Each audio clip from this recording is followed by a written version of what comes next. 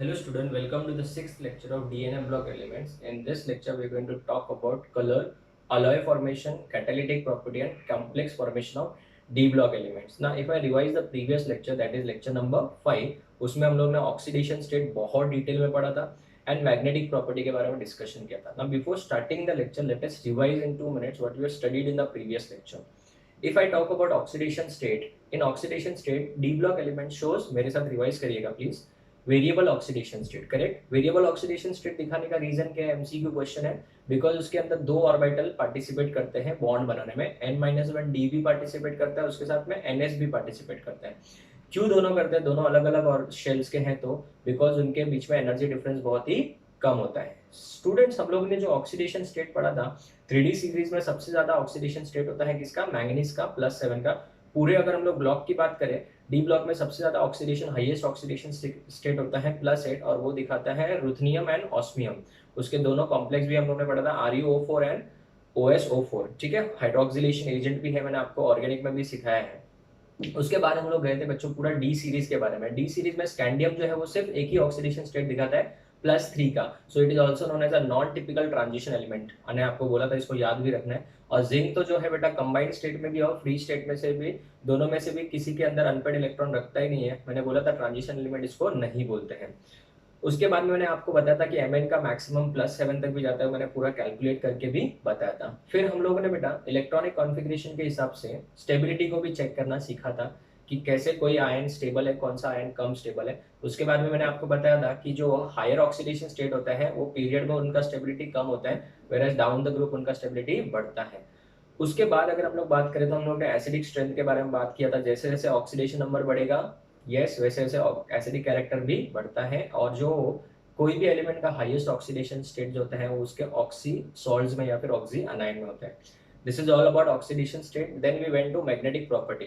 Substances को अगर magnetic field में रखे तो उनका बिहेवियर अलग अलग होता है, उनका बिहेवियर सेम नहीं होता है, और इस बिहेवियर को हम लोग मैग्नेटिक बिहेवियर बोलते हैं. Depending upon the magnetic behavior, we have classified the compounds into two types. One is paramagnetic and is diamagnetic. Paramagnetic means they are attracted in the magnetic field and they have a unpaired electron. Whereas in diamagnetic, they are repelled in the magnetic field and they carry what?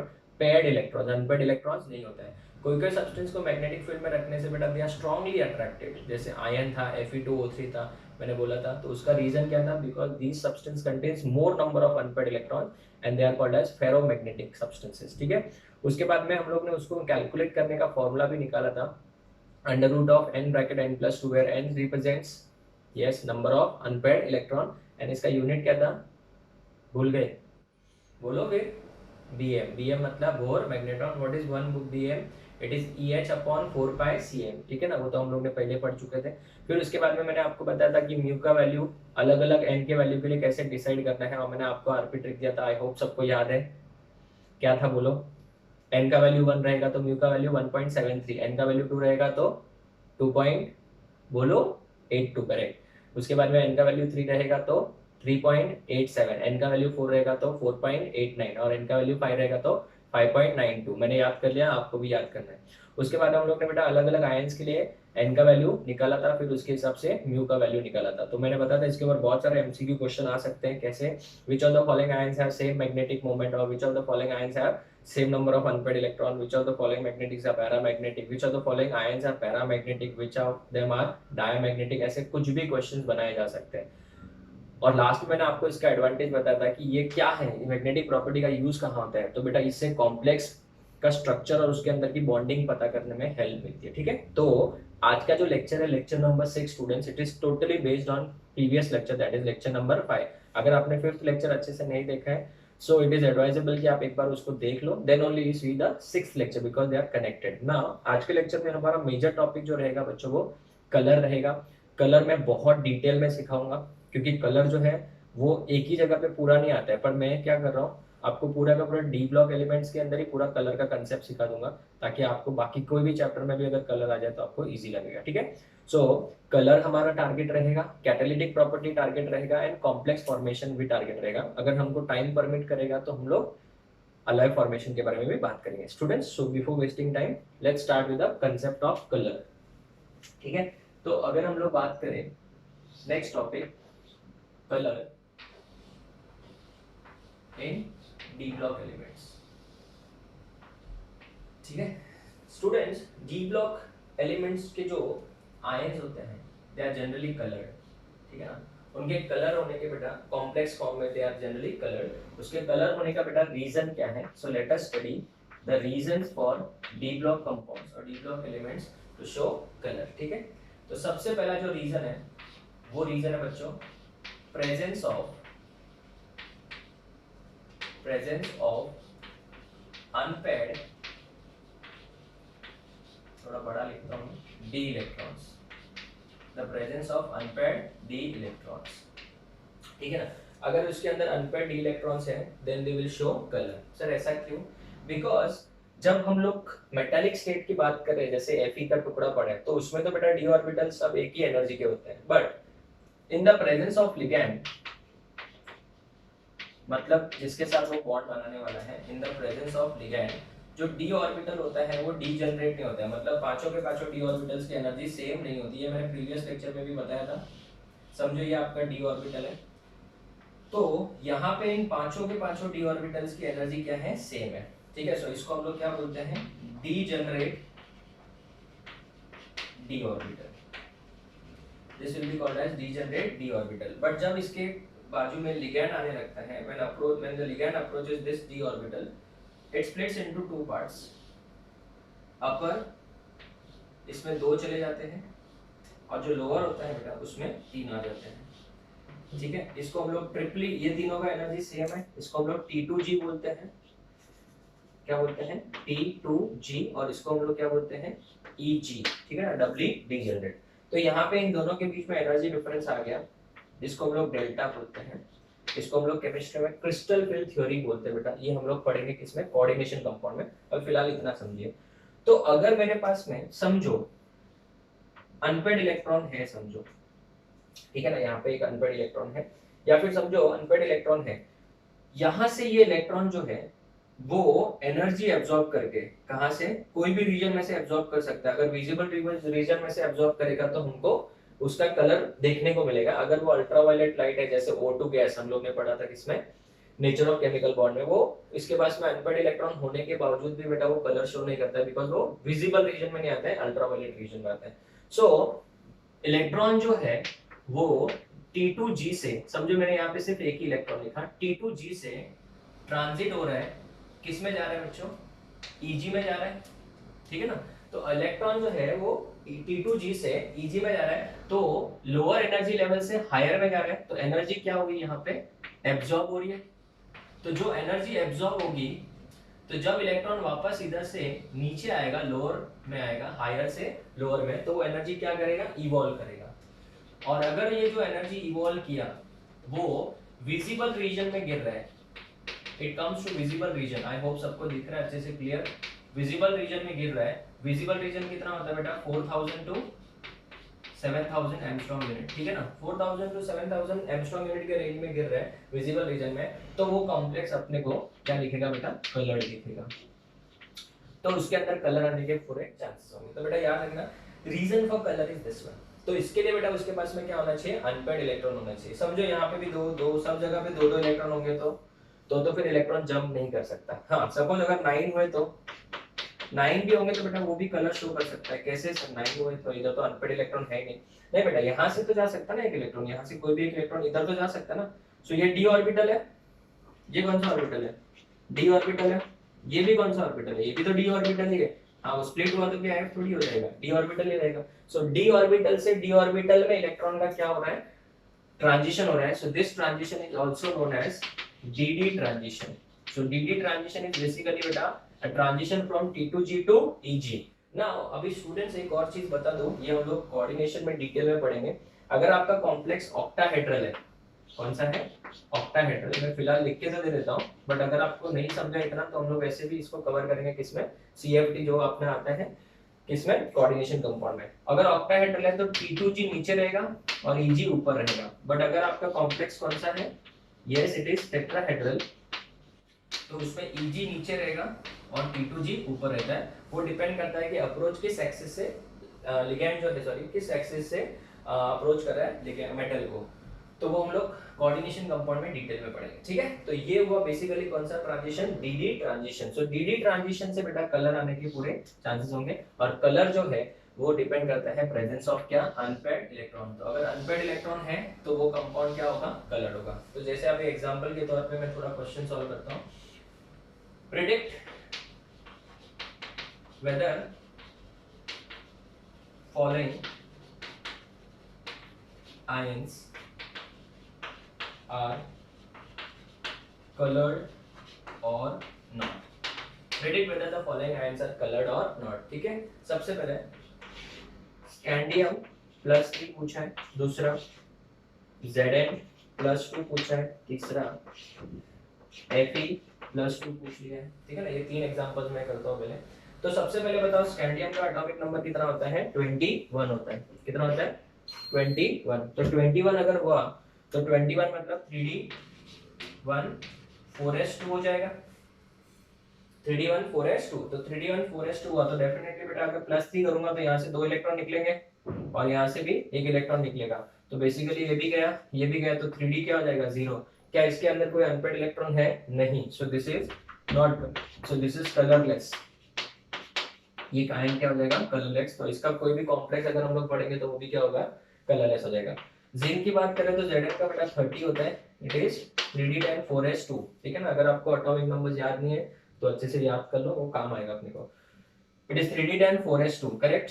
अगर मैं +2 की बात करूं तो ये electron चला गया, 2 electron, तो अभी ये 3d10 है। तो बताओ नंबर ऑफ अनपेयर्ड इलेक्ट्रॉन कैसे निकालते हैं, number of unpaired electron 1 to 5 रहेगा डी में। वापस सुनो, जिन्होंने नहीं सुना था प्रीवियस लेक्चर में, बहुत सारे बच्चों को तो आता है, मुझे पता है, ठीक है।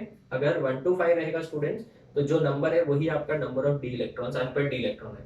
लेकिन अगर 5 से ज्यादा है तो उसको यस 10 में से माइनस करेंगे। तो यहाँ पे कितना है स्टूडेंट्स, 10 है, तो 10 - 10 विल गिव यू 0। तो इसमें भी अनपेयर्ड इलेक्ट्रॉन 0 है। So this compound is also colourless. और मैंने आपको पहले भी बहुत बार बोला है कि जिंक का कोई भी कंपाउंड रहेगा वो कलरलेस ही रहेगा। अगर मैं बात करूं Fe की, तो Fe का एटॉमिक नंबर होता है 26। तो 26 मतलब 3d6 4s2, तो 4s2 तो ये +2 है तो चला गया, ठीक है ना। अभी मैं डायरेक्ट लिख रहा हूं, तो 3d6 है बच्चों, तो 3d6 मतलब 5 से ज्यादा है, तो 10 में से माइनस करो तो इसमें 4 अनपेयर्ड इलेक्ट्रॉन है, और अगर इसमें 4 अनपेयर्ड इलेक्ट्रॉन है तो definitely it is also coloured. So this compound is coloured, but ये ऊपर वाले 2 कंपाउंड क्या है, कलरलेस है, ठीक है। तो आप लोग एक क्वेश्चन और सॉल्व करिए। आपको मैं 3 आयंस और दे रहा हूँ, ठीक है। वीडियो पॉज करके इनको सॉल्व करिए, फिर हम लोग आगे बढ़ते हैं। प्रिडिक्ट करो आप लोग, जैसे मैंने 3 किया वैसे आप लोग भी 3 करो, ठीक है। Vanadium +3, Mn +2, cobalt +3। चलो वीडियो पॉज करो स्टूडेंट्स और इसको सॉल्व करो। किया, ठीक है। तो स्टूडेंट्स सबसे पहले बताओ ये कलर आया कि कलरलेस आया, टेक योर टाइम, ठीक है ना। वेनाडियम की बात करें तो वेनाडियम का एटॉमिक नंबर कितना, साइंस टीचर वेरी मतलब 23। सो 23 मतलब 3d3 4s2, तो इधर से 2 जाएगा, इधर से 1 जाएगा, तो इधर 3d2 बचेगा।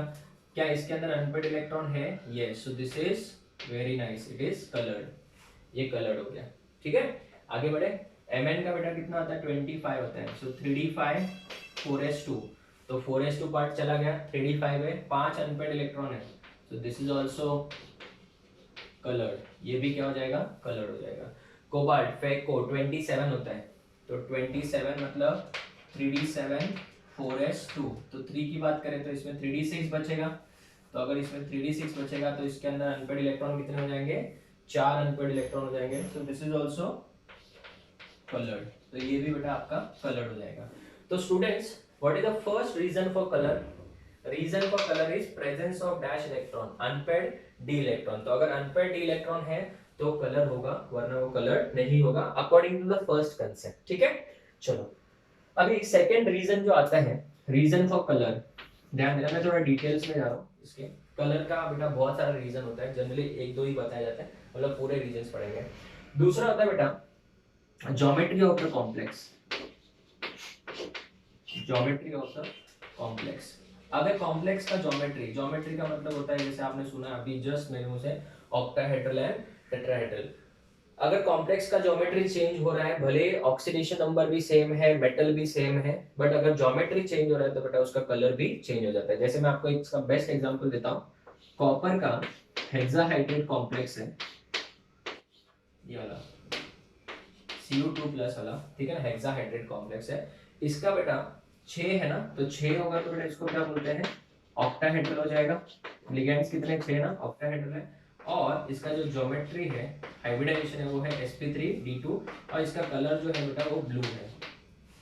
क्या है, ब्लू कलर का है बेटा। तो ये कंपाउंड जो है वो ब्लू कलर का है, बट जब मैं इसके अंदर HCl डाल दूं, क्या डाल दूं, HCl, तो यहाँ पे लिगैंड एक्सचेंज हो जाएंगे, यहाँ पे H2O की जगह पे क्लोरीन आ जाएगा और इसका कॉम्प्लेक्स का फॉर्मूला चेंज हो जाएगा, CuCl4 -2 हो जाएगा। यहाँ पे +2 था, यहाँ पे -2 है। दोनों में बेटा कॉपर अभी भी, यहाँ पे कॉपर +2 में ही है, यहाँ पे भी अगर आप एक्स मेथड से निकालोगे तो कॉपर +2 ही है। डोंट गेट कंफ्यूज, ये नंबर से इसका कोई लेना देना नहीं है, इससे कैलकुलेट होता है। बट ये नंबर ऐसे मत सोचना कि ये नंबर इधर से इधर डायरेक्ट आएगा। वाटर को 0 मान के चलना, क्लोरीन को -1, तो इसको एक्स मेथड से सॉल्व करोगे तो कॉपर का कितना आएगा, +2। यहाँ पे कितने लिगेंड्स हैं, 4। तो अगर मैं इसका हाइब्रिडाइजेशन से चेक करता हूँ तो इसका टेट्राहेड्रल स्ट्रक्चर आता है और इसका जो हाइब्रिडाइजेशन होता है बेटा वो होता है sp3। क्या होता है, sp3, और इसका कलर जो है बेटा वो है येलो। तो आप बताओ क्या इसका कलर और इसका कलर अलग अलग है कि सेम है, अलग अलग है।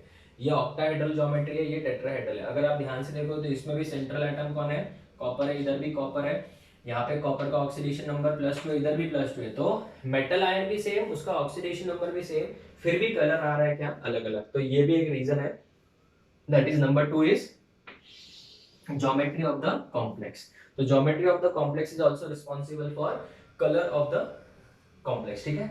Third very very important, covalent character. Covalent character, एक काम करते हैं पहले इससे रिलेटेड वाला पढ़ लेते हैं, नेचर ऑफ लिगैंड भी पढ़ लेते हैं पहले, फिर कोवैलेंट कैरेक्टर साथ में आएगा, बिकॉज नेचर ऑफ लिगैंड इससे रिलेटेड ही है, ठीक है। Nature of ligand, if we talk about nature of ligand, ठीक है ना, लिगैंड का अगर नेचर चेंज होगा, मतलब लिगैंड 2 टाइप के होते हैं, मैंने आपको प्रीवियस लेक्चर में बताया था, जो ज्यादा स्प्लिटिंग करेंगे, ठीक है ना। अभी हम लोग लिगैंड के बारे में ज्यादा तो नहीं बता पा रहे हो क्योंकि वो कोऑर्डिनेशन कंपाउंड में आ रहा है, बट इन्फॉर्मेशन के लिए इतना तो पता है कि लिगैंड मतलब जो इलेक्ट्रॉन देता है किसको, मेटल को, ठीक है। तो अगर लिगैंड बहुत स्ट्रांग है तो इस डी ऑर्बिटल को ज्यादा ऐसा स्प्लिट करेगा तो उसको स्ट्रांग फिल लिगैंड बोलेंगे, और अगर लिगैंड वीक है तो वो स्प्लिटिंग ज्यादा नहीं कर पाएगा, उसको वीक फिल लिगैंड बोलेंगे। So nature of the ligand के ऊपर भी कलर डिपेंड करता है। SFL का मतलब स्ट्रॉन्ग फिल लिगैंड, जो ज्यादा स्प्लिटिंग करेगा, और ज्यादा स्प्लिटिंग करेगा तो डेल्टा का वैल्यू ज्यादा आएगा। और एक होता है वीक फिल लिगैंड, जो ज्यादा स्प्लिटिंग नहीं करेगा, ठीक है, उसको हम लोग कौन सा लिगैंड बोलेंगे, वीक फिल लिगैंड। ना स्टूडेंट्स, अगर मैं कोबाल्ट के 2 कॉम्प्लेक्स देखूं, कोबाल्ट H2O, इसमें 3+ है, तो इसमें कोबाल्ट किस ऑक्सीडेशन स्टेट में, वाटर का तो 0 है, तो जो चार्ज रहेगा वही डायरेक्ट लिख सकते हैं, ठीक है। इसमें लिगैंड कौन है, वाटर है, इसका कलर जो है बच्चों ऑरेंज है, ठीक है। ये एग्जांपल्स याद रखना, इसका कॉम्प्लेक्स का कलर क्या है, ऑरेंज है। बट अगर मैं यहाँ पे ही कोबाल्ट का अमोनिया कॉम्प्लेक्स ले लूं विद सेम ऑक्सीडेशन नंबर, देख लो यहाँ पे बेटा खाली सिर्फ मैंने क्या चेंज कर दिया, लिगैंड चेंज कर दिया, और इस कंपाउंड का कलर अभी ऑरेंज नहीं है, इसका कलर है ग्रीन ब्लू, या फिर इसको ग्रीनिश ब्लू बोल सकते हैं। दोनों का कलर अलग अलग आ रहा है। तो student basically presence of what, unpaired d electron is responsible for colour. ये हमारे सिलेबस में बहुत ज्यादा डिटेल में है, फर्स्ट वाला बहुत ज्यादा डिटेल में है, फर्स्ट वाला, ठीक है। सेकंड वाला, थर्ड वाला मैंने एंट्रेंस पॉइंट ऑफ व्यू से सिखाया, बट ये तो बोर्ड्स के स्टूडेंट्स के लिए भी बहुत ज्यादा इंपॉर्टेंट है, ठीक है, इसलिए मैंने थोड़े क्वेश्चंस भी प्रैक्टिस करवा लिए। तो students, reason for colour, number 1 presence of unpaired electron, number 2 geometry of the complex, number 3 nature of the ligand. और भी है रीजंस जो हम लोग अभी नेक्स्ट बोर्ड पे पढ़ेंगे, तो पहले आप इसका एक बार फोटो ले लो।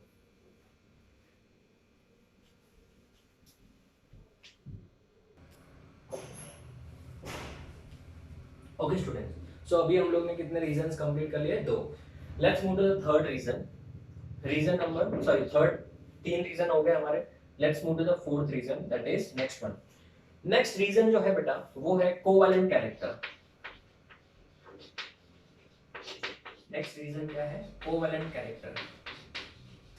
This is basically we have already completed in NOCB, nature of chemical bond. Fajans rule आपने सुना होगा, ये इसी के ऊपर बेस्ड है, ठीक है ना। तो फजान्स रूल के बारे में डिस्कशन करेंगे, ठीक है। चलो, अगर हम लोग बात करें कोवेलेंट कैरेक्टर के लिए, तो AgCl जो है इसमें सिल्वर जो है वो कौन से ऑक्सीडेशन स्टेट में है, +1 ऑक्सीडेशन स्टेट, ठीक है ना। अगर आपको मैं इसका इलेक्ट्रॉनिक कॉन्फ़िगरेशन पूछूं तो ये हो जाएगा 4d10। तो क्या इसके पास में अनपेड इलेक्ट्रॉन है? नहीं है, ठीक है ना। इसके पास में अनपेड इलेक्ट्रॉन नहीं है, तो इसका मतलब यहाँ पे क्या लिखूंगा, नो DD ट्रांजिशन, छोटे से लिखा, ठीक है, नो DD ट्रांजिशन। इसमें DD ट्रांजिशन पॉसिबल नहीं है। तो ऐसे बेटा इसका मतलब ये कलर्ड होना चाहिए कि कलरलेस होना चाहिए? It should be colourless. और सबको पता है AgCl इज व्हाइट कलर का, पीपीटी हम लोग बहुत बार सुनते भी है। बट अगर मैं बात करूं इसके दूसरे हलाइड्स के बारे में, जैसे AgBr है, AgI है, तो इनके अंदर बेटा कलर आता है। इनका कलर व्हाइट नहीं है, that means they are not colourless, they are dark yellow and pale yellow. So this is AgBr is pale yellow and this is dark yellow, ठीक है। तो अब ये कलर कहां से आ गया? इसका रीजन क्या है? यहाँ पे भी तो सिल्वर बेटा +1 ऑक्सीडेशन स्टेट में ही है ना। तो इसका रीजन एक्चुअली हम लोग ऑलरेडी कहां पे पढ़ चुके हैं, फजान्स रूल में। तो वो है रीजन क्या, covalent character in an ionic bond which is explained with the help of फजान्स rule. And उसमें हम लोग बोलते हैं कि जो अनायन होता है उसका जो पोलराइजेशन हो जाता है, ठीक है ना, पोलराइजेबिलिटी ऑफ अनायन। जैसे मैं अगर आपको सिंपल वर्ड में समझाना चाहूँ तो यहाँ पे Ag+ है, ठीक है, और ये समझो I- है। I- बहुत बड़ा अनायन है, ठीक है ना। तो ये जो कटायन है वो इसके इलेक्ट्रॉन डेंसिटी को अपनी तरफ पुल कर लेता है ऐसे, और अगर इलेक्ट्रॉन डेंसिटी को अपनी तरफ खींचेगा तो यहाँ पे शेयर्ड पोर्शन में इलेक्ट्रॉन्स आ जाएंगे, और शेयर्ड पोर्शन में इलेक्ट्रॉन आएंगे तो हम लोग उसको कौन सा कैरेक्टर बोलते हैं, कोवेलेंट कैरेक्टर। तो शेयर्ड पोर्शन में जो इलेक्ट्रॉन आएंगे वो लोअर एनर्जी से हायर एनर्जी में एक्साइट हो सकते हैं। ये हम लोग ऑलरेडी पढ़ चुके हैं, कहाँ पे, यस, NOCB में, ठीक है। So will not waste time on this. Covalent character in an ionic bond, ये भी एक बड़ा रीजन है for colour. And the last and final one is E, very very important, charge transfer transition, ठीक है ना, चार्ज ट्रांसफर ट्रांजिशन, ये बहुत इंपॉर्टेंट है हमारे लिए, ठीक है।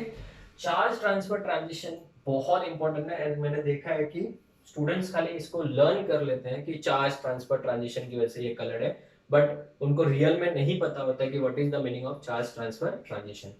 तो इसको हम लोग थोड़ा सा डिटेल में पढ़ेंगे, प्लीज आप लोग स्टार्टिंग से ध्यान देना, क्योंकि ये थोड़ा सा बाउंसर टॉपिक है। तो अगर आपको अच्छे से समझना है, अगर आपको याद ही रखना है तो मैं कुछ नहीं कर सकता, अगर समझ के फिर याद रखना है तो वो आप अभी ध्यान से सुनोगे तो आपको समझेगा, ठीक है। चलो, तो स्टूडेंट्स सबसे पहले मुझे बताओ KMnO4, ठीक है ना। KMnO4 एक आयनिक कंपाउंड है, it will break up into K+ and MnO4-, ठीक है। अगर मैं MnO4- की बात करूं तो MN बेटा इसमें +7 ऑक्सीडेशन स्टेट में है। किसमें है? +7 ऑक्सीडेशन स्टेट में। तो अगर वो +7 ऑक्सीडेशन स्टेट में है तो definitely it is going to be 3d0। अगर वो 3d0 है तो बेटा इसका कलर होना चाहिए क्या? नहीं होता है, नहीं होना चाहिए, नहीं होना चाहिए, इट शुड बी कलरलेस। लेकिन student it is observe that ये कंपाउंड जो है वो कौन से कलर का है? पर्पल कलर का है, डार्क कलर होता है, वो भी एकदम इंटेंस कलर होता है। Same in the case of K2Cr2O7 potassium dichromate. इसको भी अगर हम लोग बात करें तो K+ होगा और Cr2O7 2-, ठीक है ना। इसके अंदर क्रोमियम जो है वो +6 ऑक्सीडेशन स्टेट में, और ये भी क्या है बेटा? 3d0 है। 3d क्या है? 0। तो 3d0 है तो इसका रीजन क्या है? तो इसके अंदर बेटा 3d0 है वो, तो इसका रीजन तो आपको पता ही है, इलेक्ट्रॉन चला गया। तो 3d0 तो ये भी कलरलेस होना चाहिए कि कलर होना चाहिए था? कलरलेस, बिकॉज इसमें भी DD ट्रांजिशन पॉसिबल नहीं है। लेकिन सबको पता है that this compound is orange in colour. तो अभी इन दोनों का रीजन क्या है? कलर का रीजन क्या है? d ऑर्बिटल में इलेक्ट्रॉन नहीं है तो फिर इनका कलर का रीजन क्या है? ना तो इनके अंदर कोवेलेंट कैरेक्टर है, ना इनका ज्योमेट्री का कोई इससे लेना देना है, ना तो लिगेंड्स का कुछ लेना देना है। तो बेटा बेसिकली इसका एक्सप्लेनेशन दिया गया है चार्ज ट्रांसफर ट्रांजिशन से। अब ये चार्ज ट्रांसफर ट्रांजिशन जो होता है, as the name suggest, charge का ट्रांसफर हो रहा है और उस वजह से क्या हो रहा है, ट्रांजिशन। तो basically this is known as charge के ट्रांसफर की वजह से ट्रांजिशन। सर नहीं समझा तो डिटेल में समझते हैं, 2 मिनट रुको, ठीक है। चार्ज गेटिंग ट्रांसफर्ड और उस वजह से ट्रांजिशन हो रहा है। जैसे मैं अगर आपको इस कंपाउंड की बात करूं MnO4- की, तो इसका स्ट्रक्चर क्या है, ये इसका स्ट्रक्चर है, आराम से देखना,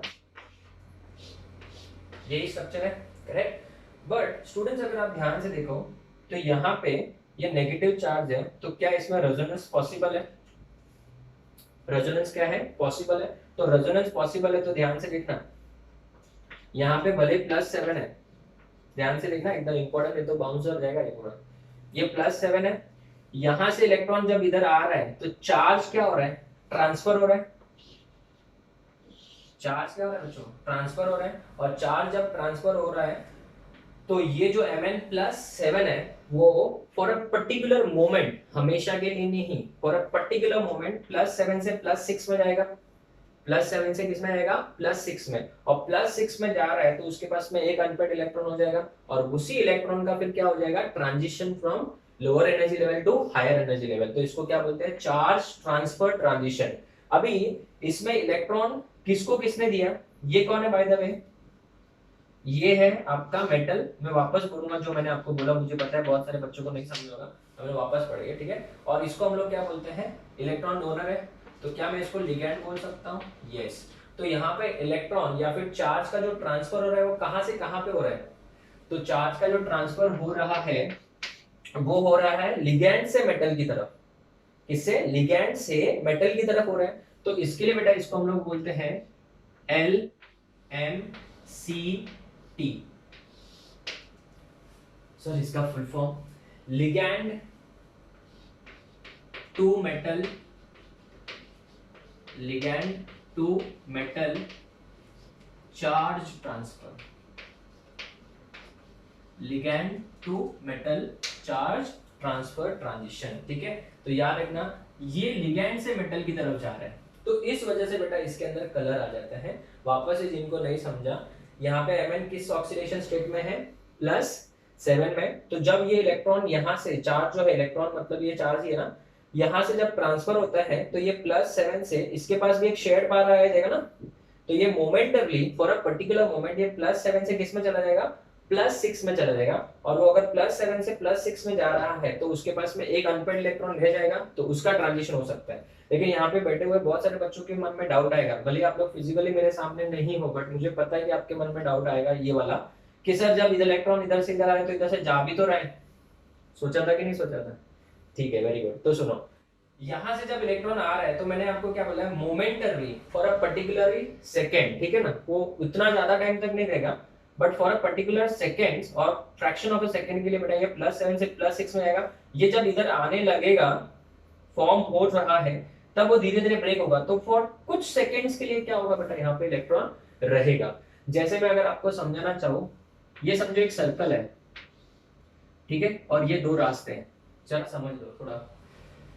यहां से एक व्हीकल है, वो व्हीकल बेटा यहां से यहां पे जा रही है, देखो ना, ये माइनस चार्ज यहां से इधर ही जा रहा है ना, इसके ऊपर माइनस आएगा फिर, तो अगर वो यहां से यहां पे जाएगी तो किसके थ्रू जा रहा है, ऐसे जा रहा है ना, करेक्ट। तो हम लोग क्या बोलेंगे, अगर मैं किसी पॉइंट को एक पॉज कर लूं तो क्या ये vehicle at a particular moment इधर भी तो होगी, उस मोमेंट की बात करो। और इसमें बहुत ज्यादा बार होगा, फिर इधर से इधर भी होगा वापस, फिर इधर से इधर भी होगा, इससे इधर भी होगा। तो कहने से इसमें चार्ज ट्रांसफर ट्रांजिशन बहुत ज्यादा बार हो रहा है, यस। और बहुत ज्यादा बार होने की वजह से बेटा इसका इंटेंस कलर आता है। तो याद रखना जब भी चार्ज ट्रांसफर कंसेप्ट आएगा तो कलर एकदम इंटेंस हो जाएगा। तो यहाँ पे मेटल टू लिगैंड हो रहा है कि लिगैंड टू मेटल हो रहा है, it is ligand to metal. And same in the case of K2Cr2O7, Cr2O7 butterfly structure होता है, ठीक है ना, इसके अंदर भी बेटा सेम ही होता है।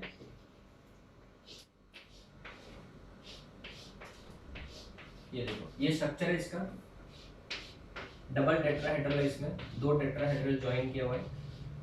यहाँ पे क्रोमियम किस ऑक्सीडेशन स्टेट में है, +6 में है, बराबर है, ये भी +6 में है। ये बॉन्ड कभी भी रेजोनेंस में पार्टिसिपेट नहीं करेगा, ये जेई का क्वेश्चन है, ये दोनों बॉन्ड्स बेटा रेजोनेंस में पार्टिसिपेट नहीं करेगा, ठीक है। तो अगर मैं बात करूं तो यहाँ से ही अगर इधर जा रहा है तो ये वाला इधर से इधर आ जाएगा, तो +6 से ये कौन है by the way, yes it is ligand, और ये कौन है, मेटल है। सो लिगैंड से मेटल जा रहा है इलेक्ट्रॉन की मेटल से लिगैंड जा रहा है, it is ligand to metal. तो यहाँ पे जो चार्ज का ट्रांसफर हो रहा है वो लिगैंड से मेटल की तरफ जा रहा है, इसके लिए इसको भी क्या बोलेंगे, LMCT। तो यहाँ पे बेटा इसका जो कलर आने का रीजन क्या है, वो +6 से फॉर अ पर्टिकुलर मोमेंट +5 में चला जाएगा। तो ये हो गया फर्स्ट टाइप ऑफ ट्रांजिशन। बच्चों हमारे सिलेबस में दूसरा वाला तो नहीं है, ठीक है, बट फिर भी मैं आपको एग्जांपल दे देता हूँ। MLCT, what is MLCT students?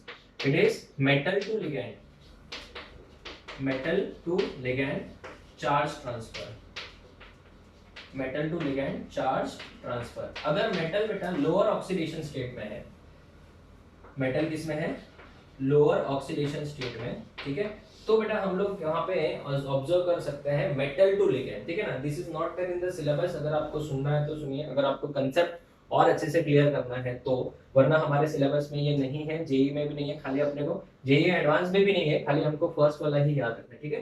फिर भी मैं आपको कंसेप्ट क्लियर करने के लिए बता रहा हूँ। Fe बाइपिरिडिन थ्राइस 2+, ठीक है ना। पिरिडिन तो बेटा न्यूट्रल लिगैंड है, ठीक है। अगर मैं इसकी बात करूं तो ये कॉम्प्लेक्स जो है वो रेड कलर का है।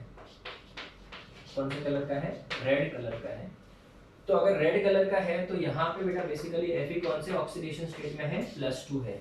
क्या +2 में है? Fe के बेटा दो ऑक्सीडेशन स्टेट बहुत ही कॉमन है, +2 एंड +3, ठीक है। तो ये लोअर में है कि हायर में है, लोअर में, तो वो लोअर से हायर में जा सकता है। मतलब यहाँ पे जो मेटल है, सुनना ध्यान से, मेटल जो है वो Fe2+ से अपना एक इलेक्ट्रॉन लूज करके Fe3+ में जाएगा, और ये जो इलेक्ट्रॉन निकला है, देखो ये ऑक्सीडेशन हो रहा है, ये जो इलेक्ट्रॉन निकला है वो इलेक्ट्रॉन किसको दे देगा, वो लिगैंड को, और इस वजह से बेटा ट्रांजिशन हो रहा है, और इसकी वजह से इसका कलर हो रहा है। तो पहले जो इलेक्ट्रॉन आ रहा था वो कहां से कहां पे आ रहा था, लिगैंड टू मेटल आ रहा था, और इस वाले केस में मेटल टू लिगैंड जा रहा है, इसके लिए इसको metal to ligand charge transfer बोलते हैं, और इसका कलर जो होता है वो रेड कलर होता है, ठीक है। अभी अगर किसी को एक डाउट आ रहा होगा कि सर Fe+2 में मतलब इट इज 3d6 ना, तो इसके पास तो ऑलरेडी अनपेड इलेक्ट्रॉन थे ना, वो तो कलर होना ही चाहिए था। बट स्टूडेंट्स डिटेल में सीखना है तो सुनिए, बट स्टूडेंट्स अगर आपको एक और चीज डिटेल में बता दो कि अगर इसके पास में 4 अनपेड इलेक्ट्रॉन है, नो डाउट इसके अंदर कौन सा ट्रांजिशन पॉसिबल है, dd ट्रांजिशन पॉसिबल है, करेक्ट। बट उस dd ट्रांजिशन का अगर हम लोग कंपैरिजन करें दूसरे dd ट्रांजिशन के साथ जिसके पास में 4 अनपेड इलेक्ट्रॉन है, तो उसके कलर में और इसके कलर में जमीन आसमान का फर्क है। सर क्या मतलब, ये बहुत ज्यादा डार्क है, ठीक है ना, बाकी जिसमें इतना होगा उतना डार्क नहीं होता है। तो जब हमने एक्सपेरिमेंटली चेक किया तो इसके अंदर जो dd ट्रांजिशन है उसको हम लोग बेटा ऑब्जर्व ही नहीं कर पाए, it is so weak dd transition. dd transition जो होता है इसमें इतना वीक होता है कि उसको ऑब्जर्व करना भी प्रैक्टिकली एक्सपेरिमेंटली बहुत ही ज्यादा डिफिकल्ट है। और फिर अगर हम लोग बात करें तो ये जो रेड कलर है उसका एक्सप्लेनेशन बेसिकली कहां से आता है, +2 से +3 की वजह से आता है। सो नो डाउट यहाँ पे dd ट्रांजिशन पॉसिबल है, but it is so weak that इसका कंसिडरेशन या फिर प्रैक्टिकली इसको ऑब्जर्व करना बहुत ही ज्यादा डिफिकल्ट है। तो अगर ये पार्ट आपको थोड़ा सा बाउंसर गया है तो रहने दीजिए, वरना बाकी जो आपको यहाँ तक तो समझ में आना चाहिए। तो लिगैंड टू मेटल की तरफ जा रहा है। अभी ध्यान से सुनना ये एडवांस वाले स्टूडेंट्स, ठीक है, एडवांस वाले स्टूडेंट्स, ठीक है, ध्यान देना। अगर यहाँ पे मैं बात करूं तो क्रोमियम जो है वो इलेक्ट्रॉन गेन कर रहा है कि लूज कर रहा है, वेरी गुड, इलेक्ट्रॉन क्या कर रहा है, गेन कर रहा है, मतलब खुद का क्या कर रहा है, रिडक्शन कर रहा है, गेन कर रहा है ना बच्चों, तो इलेक्ट्रॉन खुद का रिडक्शन कर रहा है। तो खुद का अगर वो रिडक्शन कर रहा है तो वो कौन सा एजेंट हो जाएगा, ऑक्सीडाइजिंग एजेंट हो जाएगा। और ये जो लिगैंड है, ये जो लिगैंड है वो यहाँ पे इलेक्ट्रॉन दे रहा है, मतलब खुद का क्या कर रहा है बेटा, ऑक्सीडेशन कर रहा है, तो it is a dash agent, reducing agent.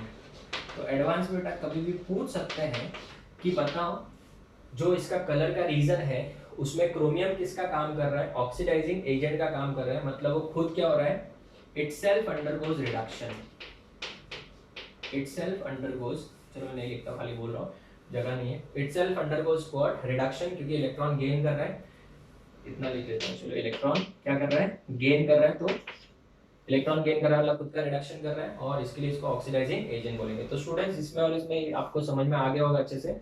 और यहाँ पे इसका उल्टा होगा, यहाँ पे देखो मेटल खुद ऑक्सीडाइज हो रहा है, और मेटल खुद ऑक्सीडाइज हो रहा है मतलब खुद का ऑक्सीडेशन कर रहा है, तो कौन सा एजेंट हो जाएगा, रिड्यूसिंग एजेंट। तो यहाँ पे याद रखना metal is a reducing agent, यहाँ पे मेटल ऑक्सीडाइजिंग एजेंट है और यहाँ पे मेटल क्या है, रिड्यूसिंग एजेंट है। तो student this is the reason for colour. Colour जो है बेटा हम लोग ने बहुत डिटेल में पढ़ लिया।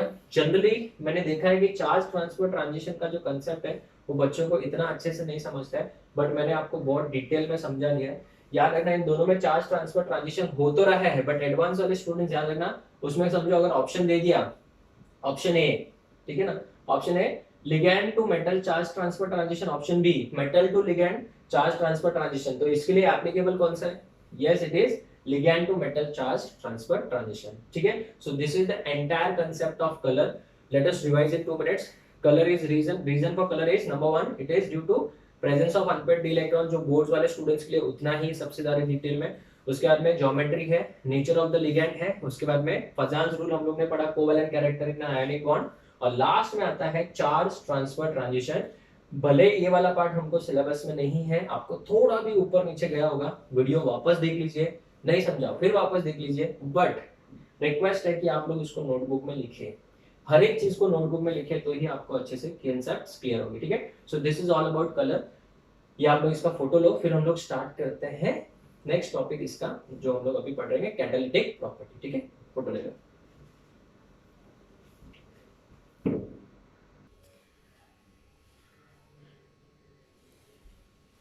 Okay students, so we have finished with the concept of color. Now let us start with the next property, again important, catalytic property, ठीक है, important है, ध्यान देना। Catalytic property. Now students, what is a catalyst? A catalyst is the reagent which increases the rate of the reaction, और kinetics के हिसाब से बात करें तो decreases the energy of activation, provides a new path for the same reaction, delta H को change नहीं करता है, energy of reactant और product को भी affect नहीं करता है। तो बच्चों आपने देखा होगा ट्रांजिशन एलिमेंट्स के अंदर कैटालिटिक प्रॉपर्टी बहुत होती है। जैसे हम लोग सबसे पहले अगर 11 से स्टार्ट करें तो जब हम लोग ने हाइड्रोजनेशन ऑफ अल्कीन पढ़ा था तो उसमें हम लोग ने पढ़ा था रने निकल, राइट, निकल की बात हो गई वहां पे आते, तो ट्रांजिशन एलिमेंट ही तो है निकल। उसके बाद में बहुत सारे एलिमेंट जैसे प्लैटिनम है, पैलाडियम भी है, हमने उधर भी यूज किए थे, और 12th में तो बड़ा पी ब्लॉक में आप लोग के पास भंडार रहेगा कैटलिस्ट का, ठीक है। तो बेसिकली अगर हम लोग बात करें तो ट्रांजिशन एलिमेंट्स में बहुत ज्यादा कैटालिटिक प्रॉपर्टी है। सो बोर्ड्स वाले स्टूडेंट्स नोट्स के लिए देख लें, पहला पॉइंट क्या लिखेंगे, transition elements exhibits high tendency of catalytic property। इनके अंदर कैटालिटिक प्रॉपर्टी बहुत ही ज्यादा होती है, ठीक है। कैटालिटिक प्रॉपर्टी अगर हम लोग बात करें तो सबसे पहले थोड़े एग्जांपल्स ले लेते हैं। क्रोमियम है, मॉलिब्डेनम है, उसके बाद में वेनेडियम है, उसके बाद में प्लैटिनम है, सिल्वर है, आयरन है, ये सब बेटा क्या है, बहुत बार यूज किए जाने वाले कैटलिस्ट है, ये हम लोग ऑलरेडी पढ़ चुके हैं। तो सबसे पहला रीजन आता है कि इनके अंदर कैटालिटिक प्रॉपर्टी आती क्यों है, रीजन, ये हमारे लिए बहुत इंपॉर्टेंट है, ठीक है। रीजन फॉर कैटालिटिक प्रॉपर्टी, तो सबसे पहला रीजन है बच्चों variable oxidation state. Variable oxidation state सबसे पहला रीजन है बेटा, वेरिएबल ऑक्सीडेशन स्टेट। इसके प्रीवियस लेक्चर मैंने इसके लिए बोला ना, ऑक्सीडेशन स्टेट ही बहुत इंपॉर्टेंट है। अगर ऑक्सीडेशन स्टेट बेटा बहुत ज्यादा बनाएगा तो उससे हमारा कैटालिटिक प्रॉपर्टी कैसा आता है। तो स्टूडेंट्स याद रखना, रिएक्टेंट जो होता है, ध्यान देना जरा, रिएक्टेंट जो होता है सबसे पहले बेटा किसके साथ कंबाइन होता है, कैटलिस्ट के साथ, और क्या बनाता है, रिएक्शन इंटरमीडिएट, और वो रिएक्शन इंटरमीडिएट बेटा वापस से ब्रेक होके क्या बनाता है, प्रोडक्ट, और आपका कैटलिस्ट रीजनरेट हो जाता है। तो ये जो रिएक्शन इंटरमीडिएट होता है वो क्या है बेटा, अनस्टेबल होना चाहिए, और इसके अंदर कैटलिस्ट का जो ऑक्सीडेशन नंबर होता है वो यहाँ पे अलग और यहाँ पे अलग हो सकता है। तो ये कब बन सकता है रिएक्शन इंटरमीडिएट, रिएक्शन इंटरमीडिएट जब तक बनेगा नहीं रिएक्शन आगे बढ़ेगी नहीं। तो वो रिएक्शन की स्पीड को बढ़ाएगा नहीं, एनर्जी ऑफ एक्टिवेशन को कम करेगा नहीं। तो रिएक्शन इंटरमीडिएट में सिर्फ हम लोग उसी कैटलिस्ट को यूज कर सकते हैं जो वेरिएबल ऑक्सीडेशन स्टेट दिखाता है। तो डी ब्लॉक एलिमेंट्स के अंदर तो वेरिएबल ऑक्सीडेशन स्टेट बहुत सारे हैं। सो वेरिएबल ऑक्सीडेशन स्टेट दिखाने की वजह से दे can form large number of different reaction intermediate, और अगर वो रिएक्शन इंटरमीडिएट बना सकते हैं तो they can decrease the energy of activation, and energy of activation decrease होगा तो रेट ऑफ रिएक्शन बढ़ जाएगा। This is very very important. So do remember, rate of reaction बेटा इंक्रीज करने के लिए एनर्जी ऑफ एक्टिवेशन ये लोग क्या करते हैं, डिक्रीज करते हैं by providing a new path for the same chemical reaction. आगे बढ़ते हैं, ध्यान देना इनके पास में वेकेंट डी ऑर्बिटल होता है जो कि बेटा अलग अलग हाइब्रिडाइजेशन में पार्टिसिपेट कर सकता है, ठीक है ना, जिसमें बेटा इंटरमीडिएट बनाने के लिए वो अलग अलग लिगैंड जो है रिएक्टेंट से अपने डी ऑर्बिटल में इलेक्ट्रॉन एक्सेप्ट भी कर सकता है। उसके बाद में दूसरा main important point, free valencies present on metal surface. Metal surface के ऊपर बहुत सारा फ्री वैलेंसीज होता है, और वहां पे बेटा जो रिएक्टेंट मॉलिक्यूल्स होता है वो क्या हो सकता है, एडसॉर्ब हो सकता है। एडसॉर्ब, एब्सॉर्ब नहीं, ये हम लोग ऑलरेडी किसमें पढ़ चुके हैं, सरफेस केमिस्ट्री में। सो ये जो एडसॉर्प्शन है it is a surface phenomenon, और एडसॉर्ब हो सकते हैं, और इस वजह से बेटा वहां पे बहुत सारे टाइप के रिएक्शन इंटरमीडिएट बन सकते हैं। एडसॉर्प्शन में बेटा हम लोग ने एक कंसेप्ट पढ़ा था ऑक्लूजन का। What is the meaning of occlusion? Adsorption of gas on which surface? Metal surface. So a gas getting adsorbed on the metal surface is also known as occlusion. occlusion हम लोग already पढ़ चुके हैं। तो बहुत सारे बेटा टाइप्स के कॉम्प्लेक्सेस बन सकते हैं, इस वजह से बेटा याद रखना they are acting as a catalyst. D block elements are widely used as catalyst, ठीक है। अगर हम लोग बात करें एग्जांपल की, तो जो कॉमन है, वेल नोन, जो एग्जाम में पूछे भी जाते हैं, contact process, it is used to prepare sulphuric acid industrially, ठीक है। उसमें एक स्टेप होता है 2SO2 plus O2 in the presence of V2O5 vanadium pentoxide. V2O5 ये कन्वर्ट हो जाता है 2SO3 में, और मैंने आपको पहले भी बताया था कि SO2 जब सल्फर को बर्न किया जाता है तो SO2 बनता है, SO3 कभी नहीं बनता है, क्योंकि SO2 से SO3 बनने के लिए कैटलिस्ट की जरूरत होती है, बिना कैटलिस्ट के रिएक्शन नहीं होती है। तो यहाँ पे जो V2O5 है पहले रिएक्टेंट के साथ में क्या बनाएगा, रिएक्टेंट इंटरमीडिएट बनाएगा और फिर प्रोडक्ट में कन्वर्ट हो जाएगा बेटा। तो अगर आपको एक खाली एग्जांपल का मैकेनिज्म समझा दूं तो ध्यान देना ये जो SO2 है सबसे पहले क्या करेगा, V2O5 के साथ, ये कौन है बाय द वे, कैटलिस्ट है, और ये कौन है, रिएक्टेंट है। चीजों को समझो, रिएक्टेंट कैटलिस्ट के साथ क्या कर रहा है, कंबाइन कर रहा है, ठीक है। तो ये कन्वर्ट हो जाएगा SO3 में, और ये हो जाएगा V2O4 में। जो स्टूडेंट्स मैं आपको बोलने वाला हूँ वो बहुत इंपॉर्टेंट है। यहाँ पे जो वेनाडियम है वो +5 ऑक्सीडेशन स्टेट में था, और यहाँ पे जो वेनाडियम है वो है +4 ऑक्सीडेशन स्टेट में। तो क्या दोनों का ऑक्सीडेशन स्टेट अलग अलग है? यस। और फिर ये जो V2O4 है वो बेटा सेकेंड रिएक्टेंट के साथ, ये इंटरमीडिएट हो गया, अभी इंटरमीडिएट है, देख लो, ये सेकेंड इंटरमीडिएट के साथ, सॉरी सेकेंड रिएक्टेंट के साथ कंबाइन होकर क्या बना देगा, V2O5। क्या बना देगा, V2O5। तो अगर आपको इसको बैलेंस करना है तो यहाँ पे 2 आ जाएगा, यहाँ पे भी 2 आ जाएगा करेक्ट। यहाँ पे 2 तो नहीं, यहाँ चलो ये ठीक है। अभी आप बता जरा रिएक्शन देख लो, बैलेंस है, 2 सल्फर है, ऑक्सीजन गिनो मेरे साथ, कितने हैं, 4, 4 + 5 9, ये कितना हो गया, 6 + 4 10 हो गया, राइट। सेकेंड 4 + 5 9, और यहाँ पे तो गड़बड़ हो गई, फिर 2SO3 कहाँ गड़बड़ हो गई, 2 × 2 = 4, 4 + 5 9, 6 और 4 9 में आया ना। चलो इसको एक काम करना पड़ेगा, फिर इधर भी 2 आ जाएगा, क्योंकि फिर नहीं तो बैलेंस नहीं होगा, राइट। देखो जरा, 2 × 2 = 4, 4 + 10 14, 6 और 8 हो गया 14। तो यहाँ पे भी आपको 2 रखना पड़ेगा, ये 2 हो जाएगा, यहाँ पे भी 2 है, गिनो ऑक्सीजन, 4 × 2 = 8 + 2 10, 5 + 2 10, करेक्ट, 5 + 2 = 10, करेक्ट। तो ये रिएक्शन अभी बैलेंस हो गया। अगर मैं इन दोनों को ऐड करूँ स्टूडेंट, ध्यान देना, तो V2O4 V2O4 काइनेटिक्स पढ़ लिया आपने, करेक्ट ना। तो ये क्या है, इंटरमीडिएट है, ठीक है। और ये जो 2V2O5 है ये क्या है, कैटलिस्ट है। तो आप बताओ बनेगा क्या फाइनली, 2SO2 प्लस यहाँ पे कुछ नहीं बचा, सिर्फ O2 बचा है, O2 gives 2SO3। So this is your example for catalyst. देख लो, कैटलिस्ट फर्स्ट स्टेप में कंज्यूम हुआ, लास्ट में रीजनरेट हुआ, जबकि इंटरमीडिएट जो है फर्स्ट स्टेप में फॉर्म हुआ और सेकेंड स्टेप में कंज्यूम हो गया। तो कॉन्टैक्ट प्रोसेस में बेटा कभी आपको डिटेल में पूछ सकते हैं V2O5। ध्यान से सुनो एडवांस वाले स्टूडेंट्स, नीट जेईई में कभी जनरली ऐसा क्वेश्चन नहीं पूछेंगे, जेईई मेंस तक एडवांस में पूछ सकते हैं कि in contact process the catalyst V2O5 changes its oxidation number from dash to dash, it is +5 to +4 and the complex formed is it is V2O4, ठीक है। so this is the first example। Second example, अभी मैं सिर्फ reaction लिख रहा हूँ, Haber's process, ठीक है।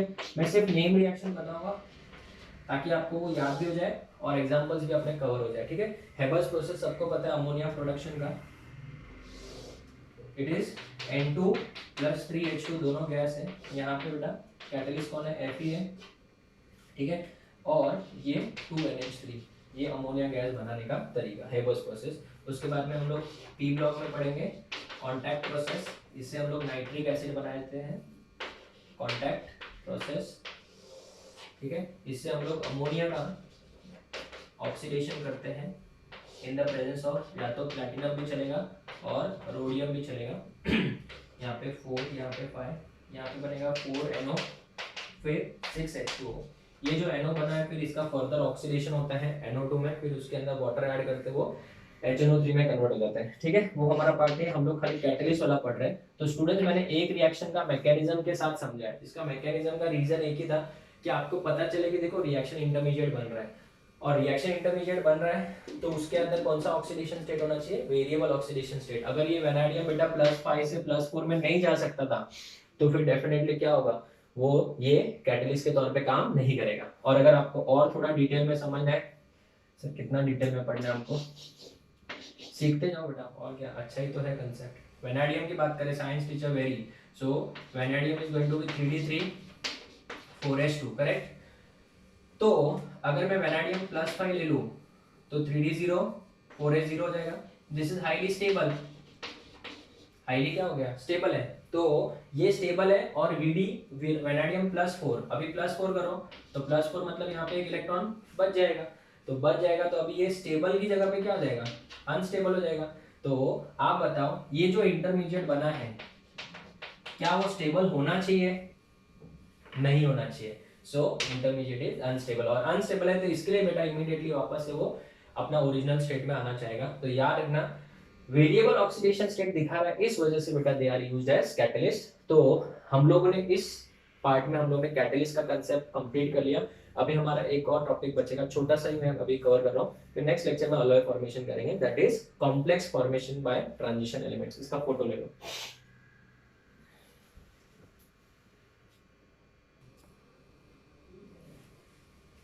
Okay, student. See the last property for the day. Now, next property is complex formation. Complex formation. Transition element जो है बेटा वो लार्ज नंबर ऑफ कॉम्प्लेक्स बनाता है। क्यों? क्योंकि वो रिएक्शन इंटरमीडिएट, जैसे मैंने बोला कि उसके लिए रिएक्शन इंटरमीडिएट बनाने के लिए क्या होना चाहिए, वेरिएबल ऑक्सीडेशन स्टेट। तो कॉम्प्लेक्स भी जनरली कौन बनाते हैं, जिनके पास में वेरिएबल ऑक्सीडेशन स्टेट दिखाने की कैपेसिटी होती है। So, first point, transition elements shows high degree of complex formation. They have high degree of complex formation. बेटा वो लोग बहुत सारे अलग अलग टाइप के कॉम्प्लेक्स बना सकते हैं। उसका रीजन क्या है, कॉम्प्लेक्स जनरली हम लोग कोऑर्डिनेशन कंपाउंड्स में पढ़ते हैं। उसके लिए बेटा मेटल का जो साइज होना चाहिए वो होना चाहिए छोटा, due to their small size. उसके बाद में इफेक्टिव न्यूक्लियर चार्ज ज्यादा होना चाहिए, न्यूक्लियर चार्ज ज्यादा होना चाहिए, जो मैंने आपको डेंसिटी में ही समझाया था। अगर आपको नहीं समझा तो वहाँ पे वीडियो में देख सकते हो, आपके पास फुल फ्रीडम है। जेड इफेक्टिव क्या होता है, ज्यादा होता है। एंड मेन जो है वो है presence of vacant D orbital.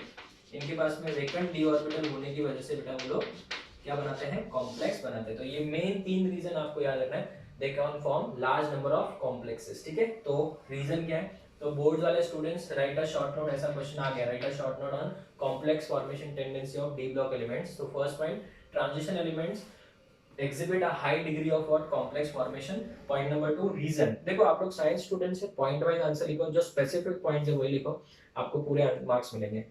Because they have small size, Z effective ज्यादा होता है, presence of what, vacant D orbital. तो डेफिनेटली बेटा आयन है, कोबाल्ट है, इनके बहुत सारे कॉम्प्लेक्सेस होंगे बिकॉज उनके वेरिएबल ऑक्सीडेशन स्टेट भी होता है और उनका साइज क्या होता है, स्मॉल। तो स्कैंडियम की बात करें तो बहुत ही कम कॉम्प्लेक्सेस बनाएगा, ठीक है। अगर मैं आपको एग्जांपल के तौर पे बताऊं, FeSO4 plus 2 KCl, it will give you FeCN twice plus K2SO4, K2SO4, ठीक है ना।